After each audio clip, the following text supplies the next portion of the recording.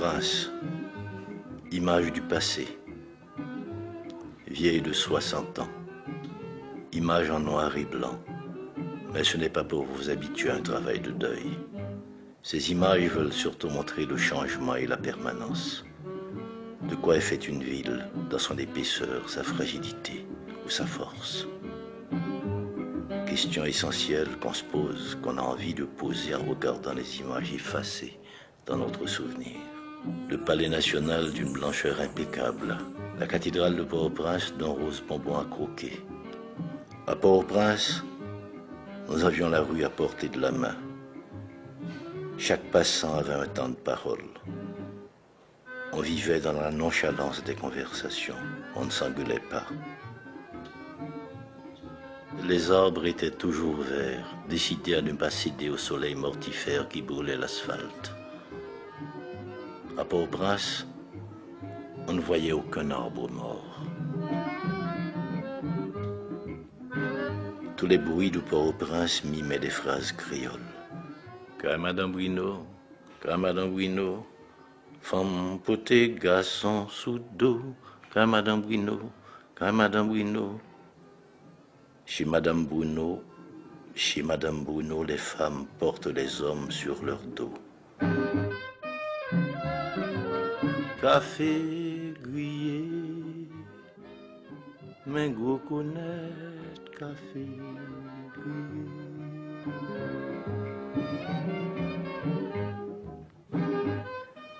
Sous les vérandas, les adultes jouaient aux cartes ou aux dominos. Ils donnaient des audiences, c'est-à-dire le petit récit vraisemblable construit à partir de la vie ordinaire.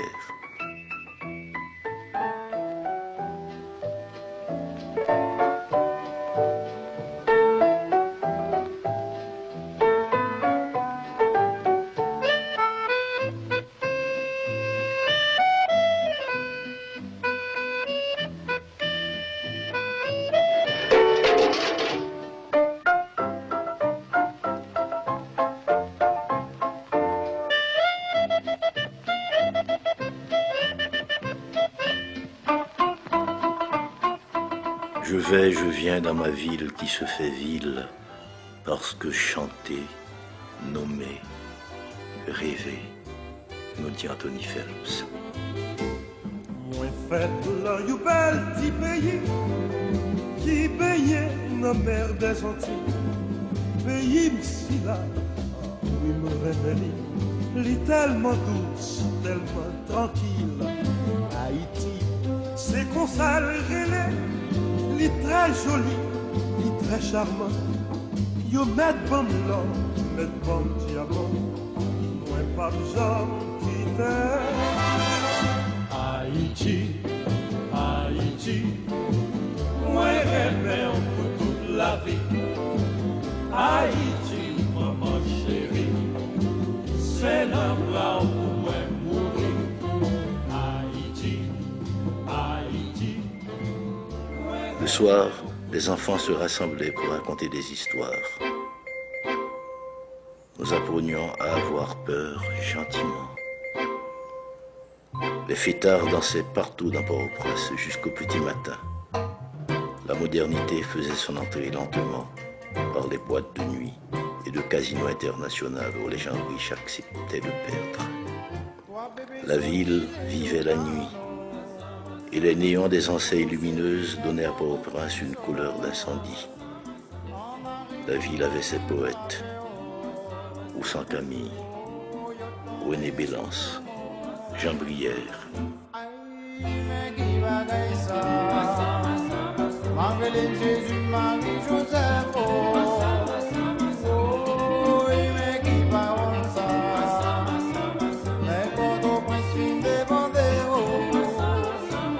Au matin, le centre-ville de Port-au-Prince, quadrillé comme un cahier d'épicier, se laissait voir.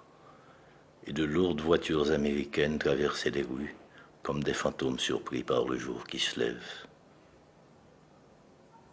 Des années 40 jusqu'au début des années 50, Port-au-Prince a été le lieu d'un bouillonnement social, politique et culturel. 1944, arrivé en Haïti d'Aimé Césaire, poète martiniquais, membre fondateur du mouvement La Négritude. Le 24 septembre 1945, l'Institut français d'Haïti, fondé et créé par le docteur Pierre Mabille, allait marquer un tournant dans la vie culturelle et artistique de Port-au-Prince.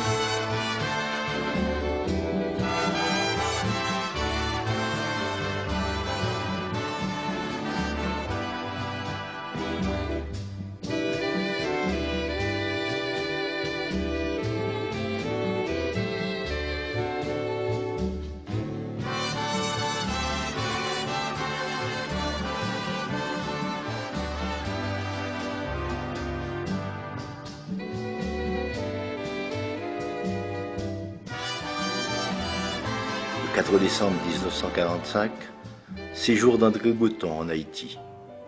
Poète, théoricien, ami de Pierre Mabille et chef de file du mouvement surréaliste, il est accompagné du peintre cubain Wilfredo Lam.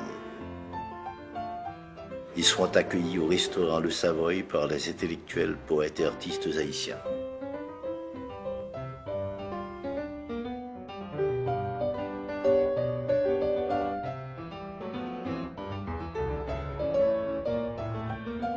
André Breton, dans son discours au Savoy, nous dit ceci. « Je vois des hommes dont tout l'effort tend à se couronner du mot indépendance.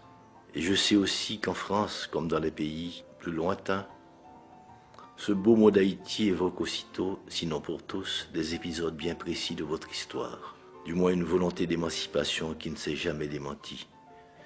Ce beau mot d'Haïti a pris à plusieurs reprises des accents si pathétiques que dans l'esprit de tous ceux qui méritent de penser, il s'est gravé pour toujours. C'est un petit mot dynamique du petit nombre de ceux qui partent en avant. 1946. Chute du président Elie Lescaut. 1949. Célébration du bicentenaire de la ville de Port-au-Prince sous le gouvernement de Dumarsais-Estimé. La vie culturelle reprend ses droits. Échanges, rencontres, manifestations de danse, de théâtre, de poésie. L'Institut français quitte ses anciens locaux de l'avenue Charles Sommer pour se reloger au pavillon de France, construit à l'occasion de la grande exposition internationale de 1949, où il poursuivra ses activités jusqu'en 1999.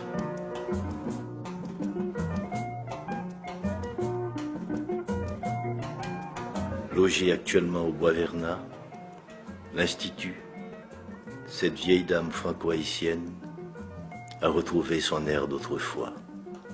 Elle semble même prête à s'accorder aux promesses du tricentenaire de cette ville, Port-au-Prince, qu'il a vu naître.